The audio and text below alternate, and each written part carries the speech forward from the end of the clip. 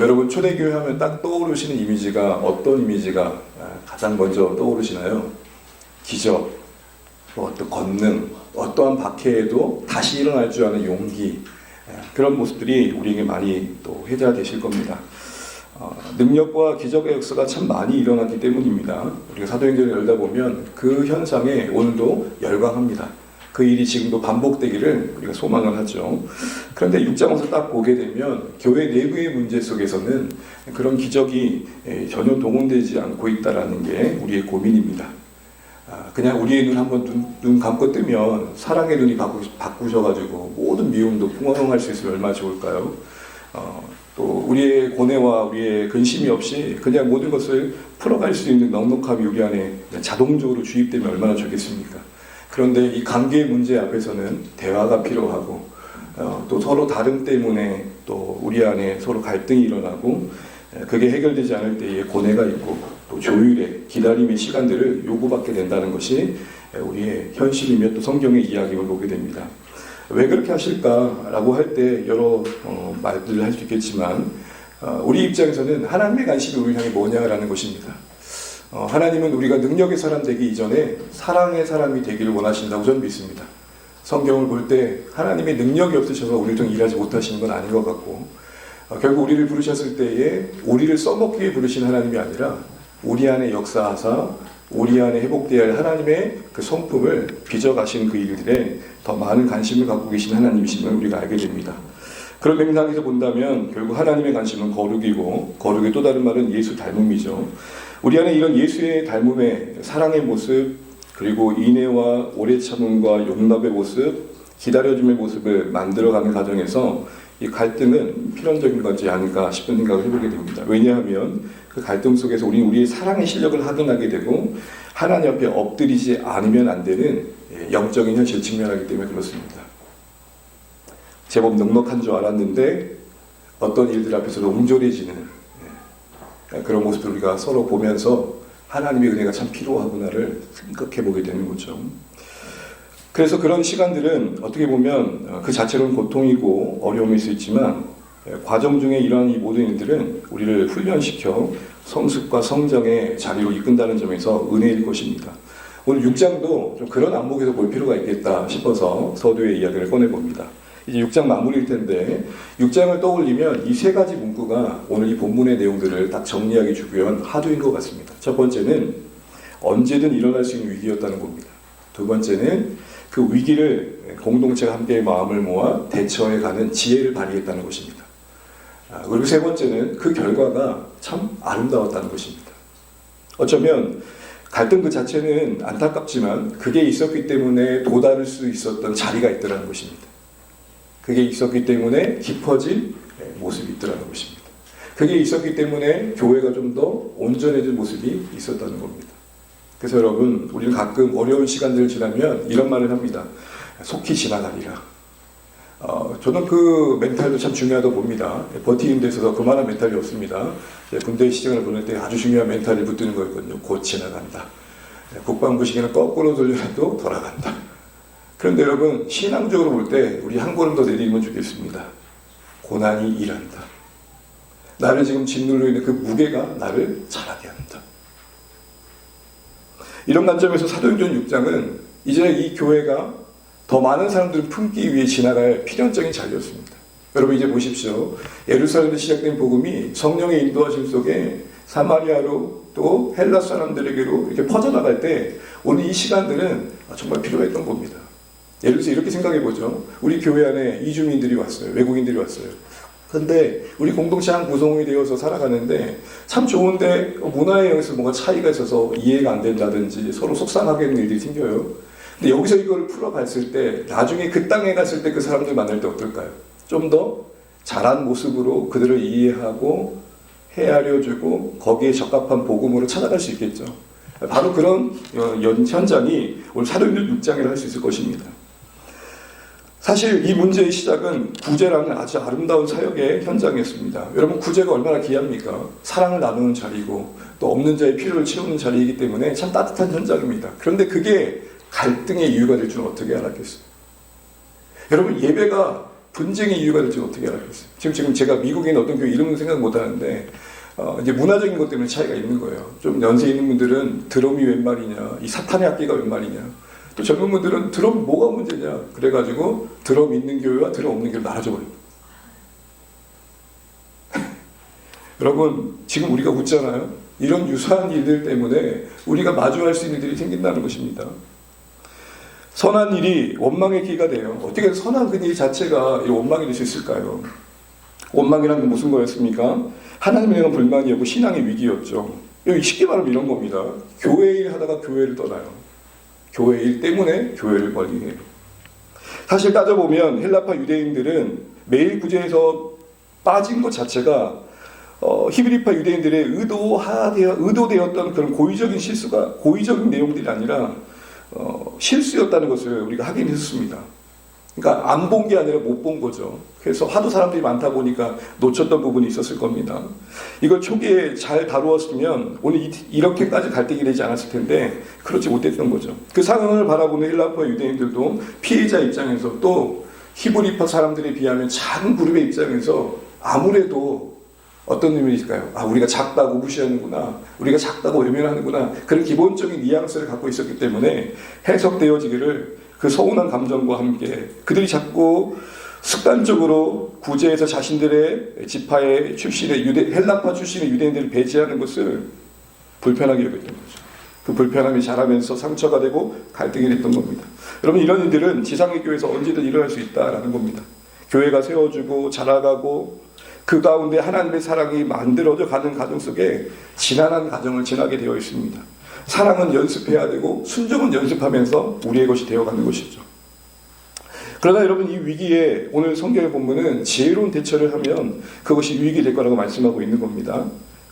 연약함을 인정하면서 서로를 소통하는 자리로 모으는 게 중요하죠. 그래서 여러분, 이전에 참 인상 깊은 자리예요. 그렇게 서로 원망하면서 갈등했던 사람들이 한 자리에 모여 있어요.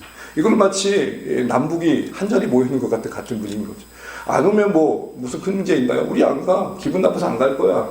그 자리 갈 필요가 없어. 라고 했던 분도 있을 겁니다. 근데 성경을 보세요. 모두가 한 자리에 있어요. 적어도 갈등은 있었지만 이건 넘지 않은 거예요.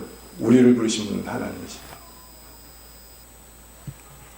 우리의 교회의 주인은 하나님이시다. 적어도 그 사실을 인정했기 때문에 사도들의 권면 아래서 함께 한 자리에 모인 것이죠.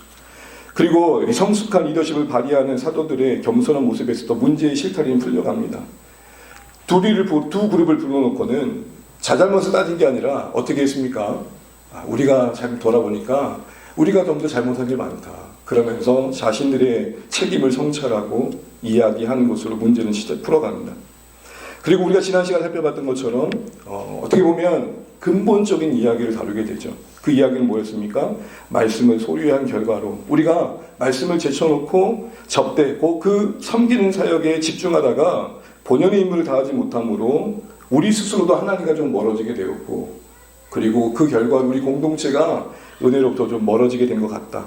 그래서 이런 작은 균열들이 일어난 거 아닐까? 이런 얘기를 하게 되죠. 여러분, 이게 구제와 무슨 직접적인 연관이 있어요. 그런데 이 이야기를 먼저 꺼내는 이유가 뭐죠? 근본적인 거기 때문에 그렇습니다. 영적인 진단이 가장 중요한 우선된 처방이 될 이유는 그게 가장 근본이기 때문에 그렇습니다. 다른 말로 바꿔 말한다면 모든 섬김과 사역의 기초에는 하나님과의 관계가 항상 기초가 되어야 되는 것이고, 우리의 사역은 그 하나님의 관계에 열매여야 한다는 것이죠.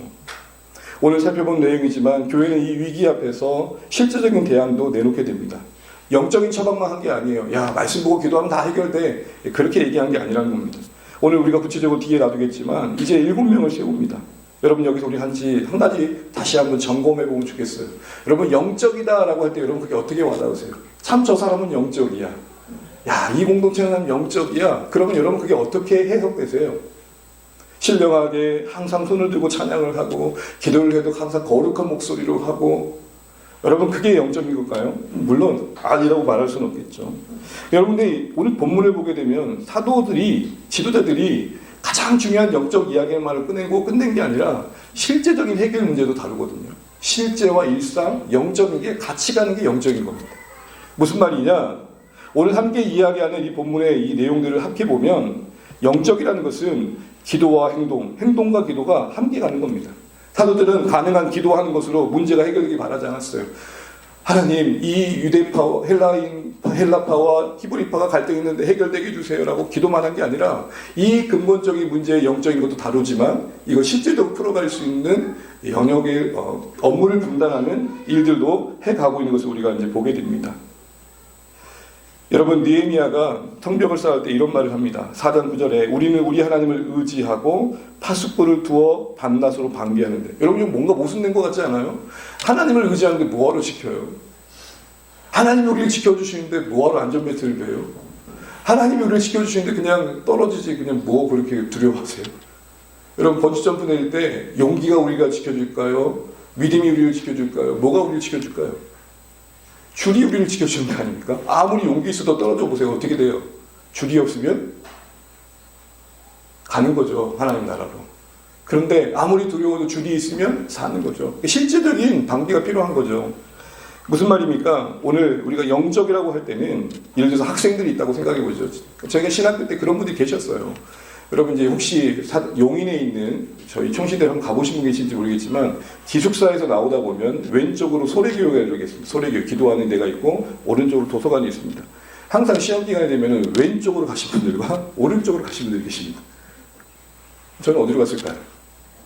왼쪽 갔다가 오른쪽 갔습니다. 네. 기도하고 공부해야지. 근데 가끔 교수님들이 얘기하니까 주관식이 대부분 많거든요. 그러면 거기다가 답을 안 쓰고 주저리 간증을 쓰는 거예요. 교수님, 지난주에 사역을 하다가 이래 있었는데. 사랑하는 주안의 가족 여러분, 진짜 우리 영적인 것을 오해하지 않으셨어요. 땀 흘리는 건 영적인 겁니다.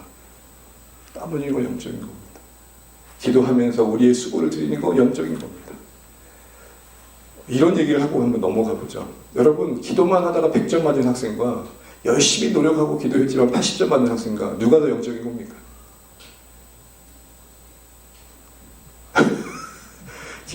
기도만 하고 공부하고 100점 맞은 일 거의 없을 거예요. 근데 기적처럼 맞았다 해봐요. 뭐가 더 영적인 거예요?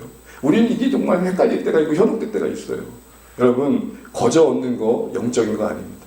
수고해야 되고 땀 흘려야 되고 하나님의 은혜 안에서 그 하나님의 도우심을 의지하면서 땀을 흘릴 줄 알아야 됩니다.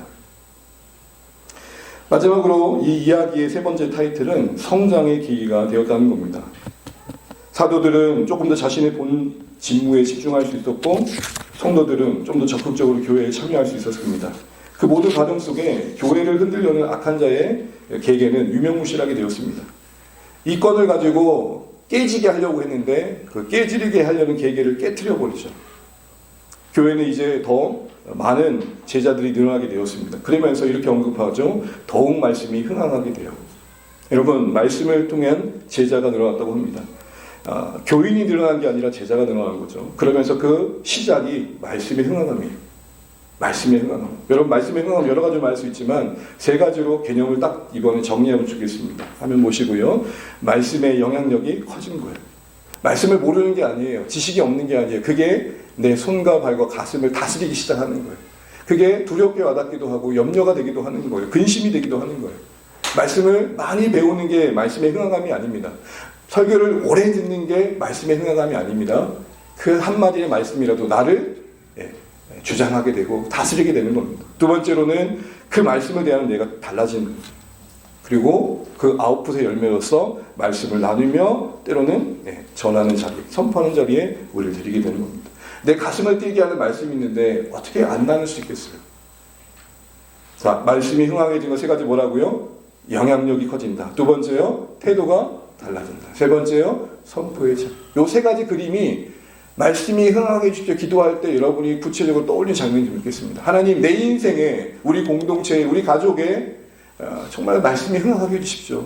여러분, 어떤 프로그램을 만든 부흥이 아닙니다.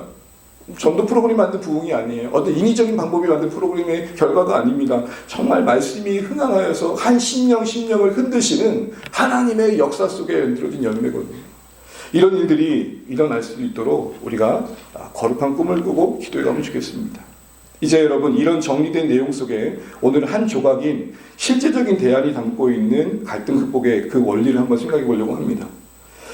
여러분, 오늘 우리가 읽은 본문의 이제 마지막을 보게 되면은 업무 분담과 그 짐을 나누는 장면이 나오죠.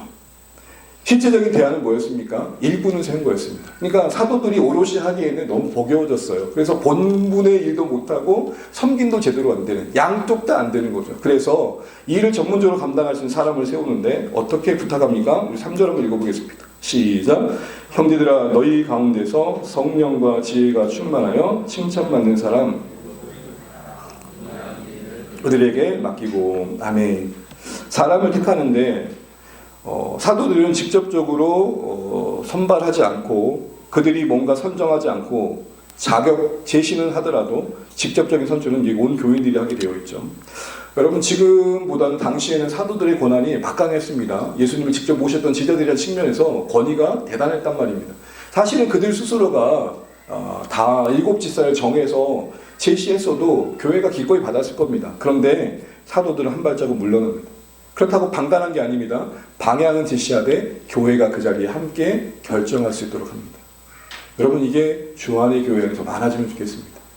주구장창 저 혼자 앞으로 달려가는 게 아니라 모두가 함께 하나님 주신 마음을 따라 속도를 따라 그 보폭을 따라 주의 공동체를 세우는 그 자리를 하나씩 하나씩 자리매김하는 역사들이 오늘 성경의 원리임을 기억하면서 우리가 섬기고 있는 이 교회 안에서 그런 그림을 그려가면 좋겠습니다. 적어도 이렇게 사도들이 자신들의 권한을 내놓을 수 있었던 이유는 자신들의 자신들만 우월한 생각이 있었다면 불가능한 일이었을 겁니다. 성령님이 내 안에 계시듯 우리 사랑하는 성도님들 안에 계신다. 내 안에 계신 성령님이나 성도님이라는 성령님이나 다르지 않다. 이런 고백이 있었기 때문에 가능하겠죠. 제시된 3가지 속건이 뭡니까? 첫 번째, 성령으로 충만. 이건 하나님과 관계일 것입니다. 두 번째는 뭐죠? 지혜로 충만해라. 문제 해결할 수 있는 능력을 가진 사람입니다. 세 번째는 뭡니까? 칭찬받는 사람을 이야기합니다. 여러분 성령, 지혜 어떻게 보면 영적인 것이고 하나님의 은혜 안에 갖춰져 가는 것들입니다. 그런데 그 결과가 그것과 함께 언급되는 게 뭡니까? 칭찬받는 사람이에요. 너무 잘 아시는 내용이겠지만 여러분이 말씀을 보시게 되면은 오늘 이 하나님과의 관계의 영역이 함께하는 사람들 속에 칭찬받음으로 신망을 얻는 것으로 증거되고 있는 것입니다. 우리의 평생의 고민이 뭐겠습니까? 내가 알고 있는 바 하나님의 말씀, 그 뜻이 내 인격과 내 삶에 많은 영향력을 끼치지 못하는 현실을 경험할 때 아니겠습니까? 이것은 우리의 질문이면서 기도 제목이 돼야 됩니다. 믿음이 내 인격에 영향을 끼치고 그래서 내가 신앙이 있다는 것이 내 성품과 내 존재에 영향을 끼치는 쪽으로 가고 있는지를 늘 되물으셔야 됩니다. 그래서 여러분 제 나름대로의 기도 제목입니다. 간혹 나누기도 하지만 저는 생일일 때마다 이런 기도를 드립니다. 하나님 저의 나이듦이 나아감이 되게 도와주십시오. 저의 나이듦이 나아감이 되게 도와주십시오. 그래도 한 발자국 더 예수를 닮은 쪽으로 그래도 좀 더 내 안에 품은 알게 하신 예수의 사랑이 드러난 쪽으로 살아가게 해주십시오.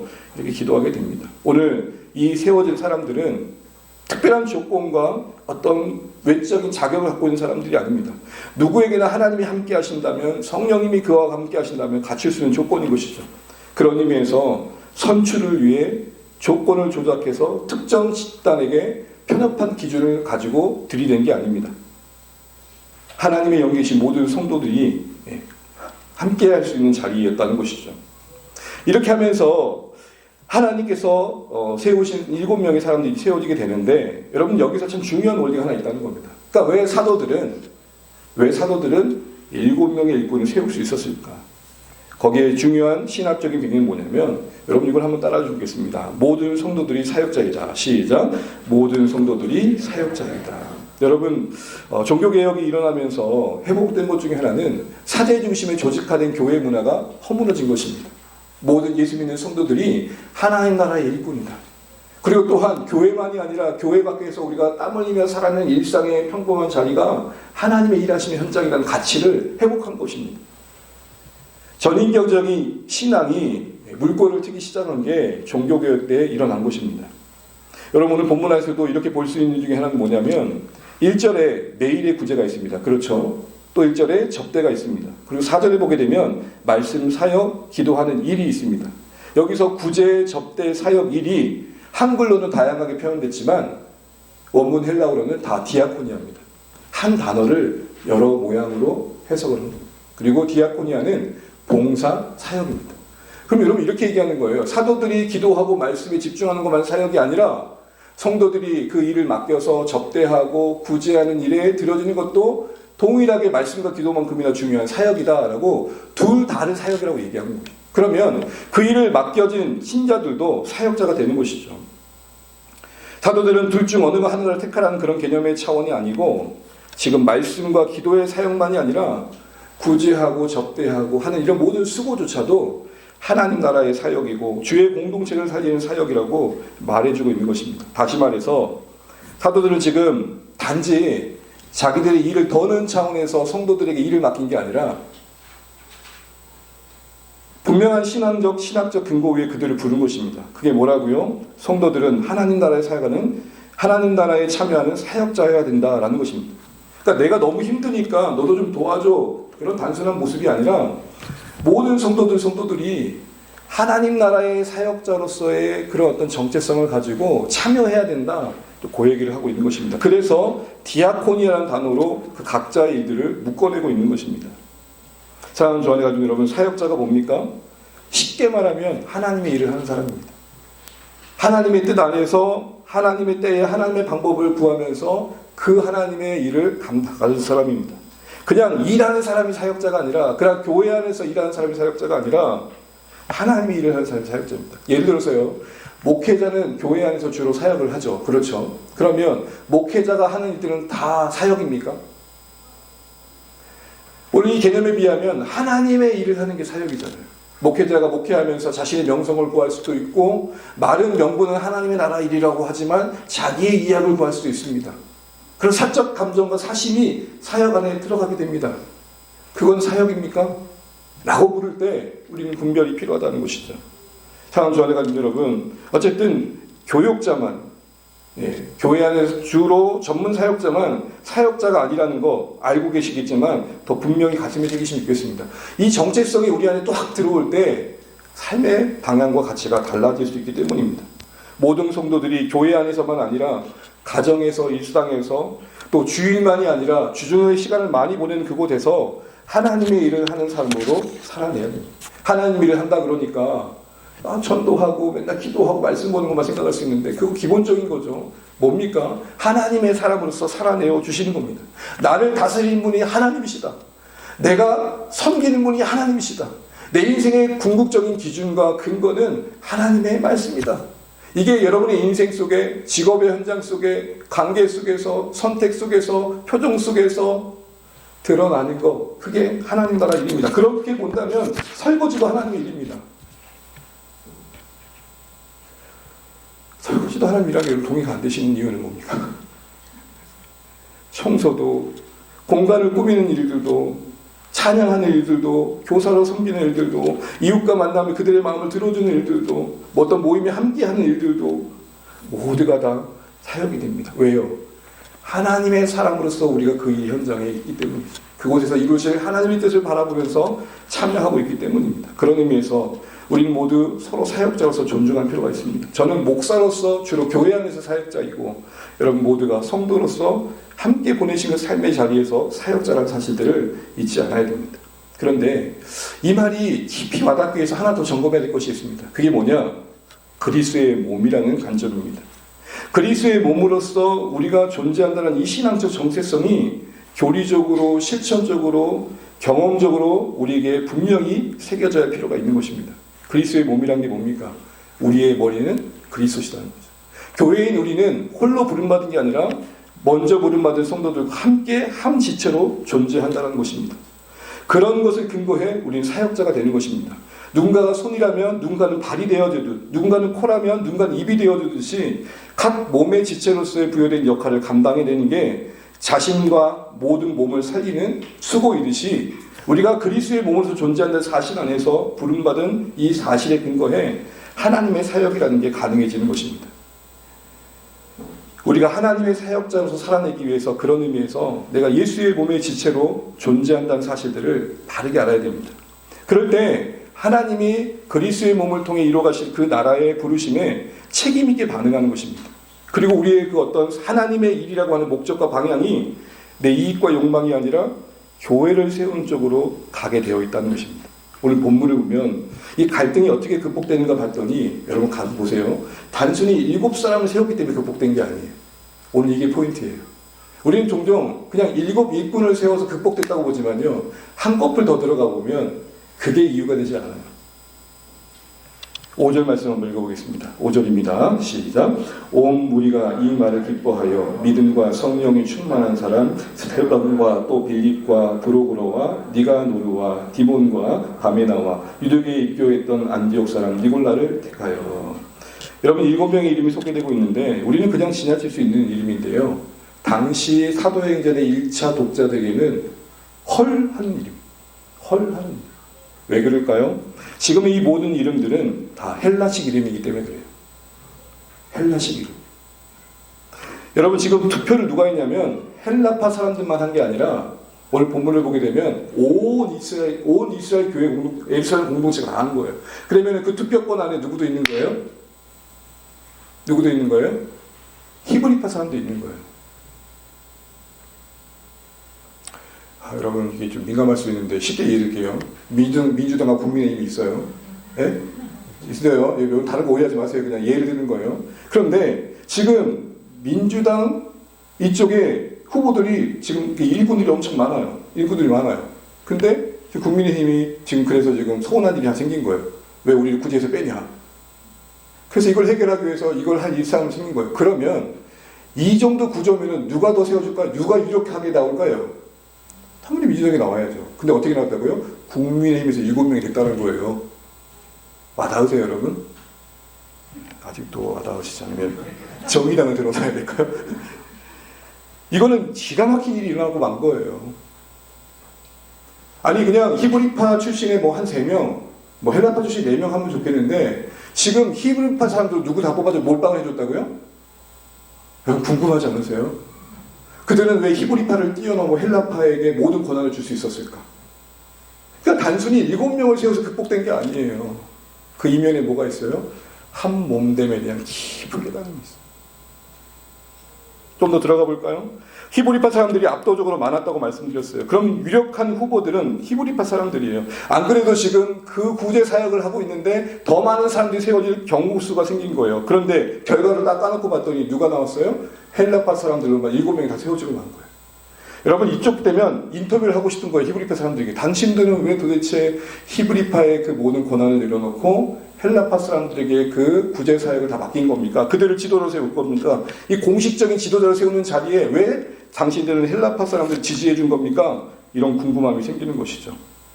여러분 우리는 여기서 힌트를 하나 어디서 얻냐면 사도들에게서 얻어요. 여러분 사도들이 당사자인 두 사람들을 불러놓고 두 그룹을 불러놓고 누구를 탓한 게 아니라 누구를 먼저 탓했어요? 아마 여기서 사도들이 누구 하나를 더 편들거나 누구 하나를 더 깎아내렸으면 이건 난리가 난장판이 났습니다. 사도들이 자신들을 먼저 성찰하고 자신들을 스스로 낮추니까 어쩌면 히브리파 사람들도 우리가 뭔 잘못했어 목소리를 높일 수 있었지만 감히 못 높이는 거예요. 그 가운데 그룹의 어른들이 우리가 잘못했습니다 하는데 어떻게 밑에 있는 지도자들이 그건 아니죠라고 할 수 있겠어요. 무슨 말이냐? 히브리파 사람들도 곰곰이 생각해보니 우리가 실수했구나라는 걸 인정하는 겁니다. 구제에 빠진 일이 반복되지 않도록 그러면 이번에 중요한 이 결정에 그들의 필요를 채워줘야겠구나 생각을 한 거예요. 우리가 한계가 있으니 그 헬라파 그룹의 사람들이 소외되지 않도록 그 사람들을 너무나 잘 알고 그들과 언어가 잘 통하는 사람들을 세워줘서 우리 모두가 한 몸됨을 잘 이뤄갈 수 있는 선택을 해야겠구나라는 거예요. 여기에 어떤 진영들도 있지 않고 어떤 이념도 있지 않고 네 편, 내 편도 있지 않아요. 뭐만 있어요? 오직 교회만 있어요. 교회를 살리기 위해서 히브리파 사람들은 자신들의 권한을 다 내려놓고 헬라파 사람들에게 모든 권한을 부여한 거예요. 이 선택으로 인해서 세워진 7명의 집사 아래 히브리파 사람들 수종을 들어야 했어요. 이들은 이렇게 생각한 거예요. 우리의 경험이 많으니 당신들이 지도력을 발휘할 때 우리가 도와주는 방식으로 해서 이제는 이와 같은 갈등이 반복되지 않게 하는 것이 교회를 살리는 거다. 바로 이런 생각들이 히브리파 사람들 마음속에 있었던 거예요. 그러니까 요지는 뭡니까? 단순히 7명을 세워서 극복된 게 아니라 한 몸됨의 관점에서 세워진 일꾼들이기 때문에 가능했다.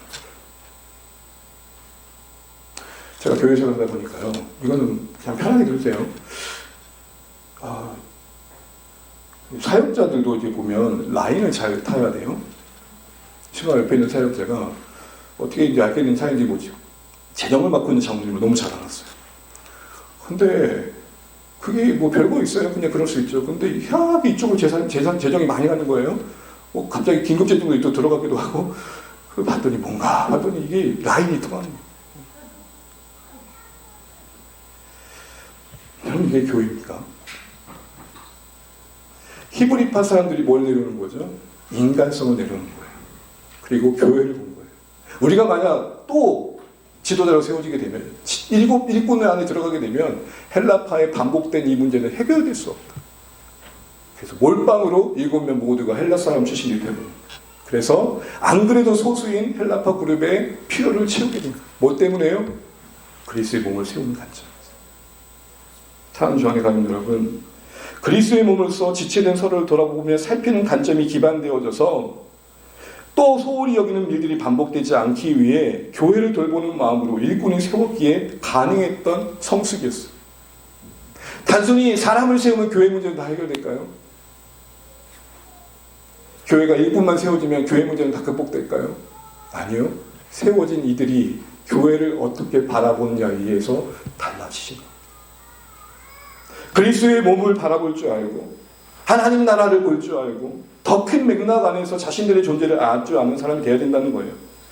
여러분, 쉽게 말해 이렇게 한번 생각해 보죠. 만약 이 본문의 맥락 안에서 히브리파 사람들이 이렇게 교회 전체를 조망하고 그의 몸을 세워가는 관점에서 선택하지 않고 자신들의 파당을 동원해가지고 이참에 헬라 사람들 찍소리도 못하게 눌러놓자, 자신들의 권력을 장악하기 위한 파벌 싸움으로 이 투표를 사용했다면 이런 사건이 기록될 수 있었을까요? 그럴 수 있는 구조였잖아요. 히브리파 사람들이 많기도 하고 지금까지 그 구제 사역을 해온 사람들은 다 히브리파 출신의 사람들이니 그 리더들이 마음만 모은다면 파벌 싸움으로 이 이야기를 끌고 가서 헬라파 사람들이 원망의 원자조차 꺼내지 못하도록 짓눌러버리자는 거 왜 안 했겠어요? 여러분, 오늘 정치인들을 보세요. 국민들이 고생을 하든지 안든지 개인의 권력과 계파의 이익을 위해서 분주하잖아요. 여러분, 정치인만 그런 게 아니에요. 교계도 파벌 싸움으로 권력 장악을 하는 민망한 연출이 얼마나 많이 일어나는데요. 모든 조직 안에 사람들의 성향은 그렇잖아요. 그런데 오늘 히브리파 사람들은 그렇지 않았다는 겁니다. 더 나아가 이 모든 모습들 속에서 우리는 다시 한번 생각을 해보게 되는 거예요. 우리는 하나님의 사람으로서 사역자로 부름받았다는 사실이 왜 작동을 안 할까? 여러분, 하나님의 사역자로 부름받았다는 건 지식적으로 동의되시죠? 내가 하나님의 손과 발이 되어져서 부르신 그 공동체가 크든 작든 그곳에 거하면서 내 부르신 삶의 자리에 살아내면서 하나님의 일하시는 손이 되어지고 하나님이 일하시는 발이 되어지고 하나님의 심장을 따라 내 걸음이 움직여 가져가는 거 동의하실 겁니다. 근데 왜 그게 작동이 안 될까요? 우리 눈에 교회가 안 보이는 거예요. 여러분, 그리스도의 모임이 보이세요? 피값 주고 사신 그리스도의 모임 보이세요? 그 안에는 어떤 진영도, 어떤 지역의 논리도, 그 어떤 정치의 신념도 껴들을 수 없는 오직 그리스도의 피값으로만 구별된 그곳, 예수 그리스도를 믿냐 안 믿냐로만 구별되는 그 신령한 곳에 우리가 묶여있고 그 교회의 영광스러움을 드러낸 이들의 우리에게 생명이 주어졌고 그 생명을 따라 크든 작든 모인 이 교회 안에서 하나님의 손길로 쓰임받아야 된다는 이 영광스러운 부르심이 보이지 않으면 사역자가 될 수 없는 거예요. 사랑하는 주 안에 여러분, 말씀을 맺으면서 이런 생각들을 한번 해보면 좋겠습니다. 우리 자신을 교회에 멀리신 그리스도의 몸의 한 지체로서 여러분 바라봐주고 계십니까? 그래서 우리가 하나님의 나라를 위해 살아가는 사역자로 부름받은 그이들의 책임있게 응답하고 계신가요? 만약 그렇지 않다면, 이 교회가 보이지 않는다면, 이런 큰 하나님의 역사가 보이지 않는다면 우리에게 준 직분이나 우리에게 준 사역들은 자기 야망이 될 때가 많아요. 자기 명성을 드러내는 수단이 될 때가 많다고요. 직분에 있는데 교회가 안 보이잖아요. 그 직분을 가지고 장난치는 거예요. 저도 마찬가지예요. 목사인 제가 여러분이 아니라 교회가 안 보이잖아요. 제 이의를 따라서, 제 감정을 따라서, 제 생각을 따라서 파당을 놔두기 시작하는 거예요. 목회자들이 자기 편을 만들어가지고 그렇지 않은 사람들을 쪽을 주고 분위기를 만들어서 몰아낸 일들이 비일비재한 이유들이 뭐예요? 교회가 안 보여서 그래요. 그래서 여러분 기도해 주셔야 돼요. 연목사의 눈에 교회가 보이게 해달라. 죗값 주고 사신 이 거룩한 공동체가 함부로 손댈 수 없는 이 거룩한 공동체가 보이게 해달라. 한 번뿐인 인생, 이 일도 할 수 있고 저 일도 할 수 있는데 영광스러운 하나님께 붙들린 바 되어 교회의 목사로서 교회에 섬기는 수고를 할 때 교회가 보이지 않아서 인간적으로만 너덜너덜 털리는 인생이 아니라 힘들고 수고할 때가 있지만 교회가 보이기 때문에, 주님이 사랑하시는 교회가 보이기 때문에, 이 교회가 너무 영광스럽기 때문에, 주의 재림이 나는 이 교회가 얼마나 영광스럽게 드러날지 알기 때문에 이 시간, 이 조그만 시간 말씀 나누는 게 너무 소중하고 함께 예배하는 성도들이 너무 좋고. 왜요? 우리는 셀 수 없는 무리로서 영광스럽게 주의 신부가 되어서 오늘 찬양했던 것처럼 우리 함께 기뻐해 할 거니까. 제가 이 찬양을 하는데 고난의 시간이 떠올랐어요. 수련회 때 누가 찬양 이도하는데 이 찬양을 100번을 반복했어요. 할렐루야 능하신 주가 다스, 이거를 100번을 했어요. 여러분 이 노래 아시죠? 여러분 죄송해요. 11차가 느껴지는 겁니까? 되게 오래된 곡인데 이걸 100번이 했던 거예요. 우리가 아까 찬양할 때 그 기억이 막 지나가는, 제가 다른 건 아니고 혼인잔치를 바라볼 때 그때 교회가 얼마나 영광스러워 생각하는 자들이 이 땅에서 하나님 나라의 사역자로 하나는 부족하지만 그래도 그 교회의 한 부분을 맡겨서 섬길 수 있는 게 너무 감사하다고 바라봐지는 거예요. 말씀을 맺겠습니다. 사랑하는 주안의 가족 여러분, 우리 에베소 2장 1장 22절 23절 바라보시죠. 우리 함께 읽고 말씀을 맺기도록 하겠습니다. 시작. 또 만물을 그의 발 아래에 복종하게 하시고 그를 만물 위에 교회의 머리로 삼으셨느니라. 교회는 그의 몸이니 만물 안에서 만물을 충만하게 하신 이의 충만함이니라. 아멘. 교회가 그의 몸이 될 때에 비로소 만물을 충만케 하신 하나님의 주권의 열매를 맺는다는 것입니다. 사랑하는 주안의 가족 여러분, 교회가 보이잖아요. 우리가 교회를 세워가고 하나님 나라를 일으킨 사역에 어떤 걸 통해서도 쓰임받을까는 관심이 생기기 시작합니다. 교회가 보이잖아요. 어떤 갈등과 관계 속에 어려움을 겪더라도 교회를 지키기 위해 내가 무엇을 할 수 있을까? 이 갈등을 어떻게 하면 하나님 나라에 위해 유용하게 써갈 수 있을까를 고민하게 되는 것입니다. 하나님 나라를 위해 사역하면서 함께 부름받은 성도들이 소중하게 여겨지는 것입니다. 그래서 여러분, 저는 여러분이 고맙습니다. 그냥 예의상 하는 말이 아니고 내가 사랑하는 주님을 여러분도 사랑하시고 내가 기이 여기는 주님을 여러분도 기이 여기셔서 만난 자리가 여기이기 때문에 그렇습니다. 여러분, 의리로 따지고 무슨 관계를 따져서 여러분과 제가 만날 이유가 뭐가 있지요? 뭐가 있습니까, 여러분? 제 얼굴이 마음에 들 것도 아니잖아요. 뭐가 저와 여러분이 묶을 수 있는 게 무엇이 있습니까? 말씀을 맺습니다. 사랑하는 주안의 가족 여러분, 오늘 기억하십시오. 7명을 세웠기 때문에 극복된 갈등이 아닙니다. 그 7명을 세운 가정이 교회 가운데 세워졌기 때문입니다. 히브리파 사람들이 자신들의 이것만 생각했으면 그들에게 7명의 자리를 안 줍니다. 교회를 보니, 그리스도의 몸을 보니 안 그래도 저거 억울한 이들에게 모든 권한을 부여해 주는 게 몸을 살리는 곳이구나. 이 안목이 있었기 때문에 그 7을 그들에게 주었던 것입니다. 그리고 그것이 이 갈등을 극복하는 씨앗이 되고 교회를 세워가는 과정이 됐습니다. 사랑하는 주안의 가족 여러분, 다 잊어버려도 어떤 상황을 만나도 교회가 보이시기를 간절히 축복합니다. 교회가 보이셔야 됩니다. 그리스도가 머리 되셔서 품고 계시는 사람들이 보이셔야 됩니다. 그 무엇도 나눌 수 없고 그 무엇도 끼어들 수 없고 깨트릴 수 없는 교회, 그 교회의 영광이 우리의 직분을 복되게 하는 것입니다. 그걸 다시 한번 기억하시면서 아름답게 세워가시는 우리의 교회와 우리의 삶이 되시기를 간절히 축복합니다.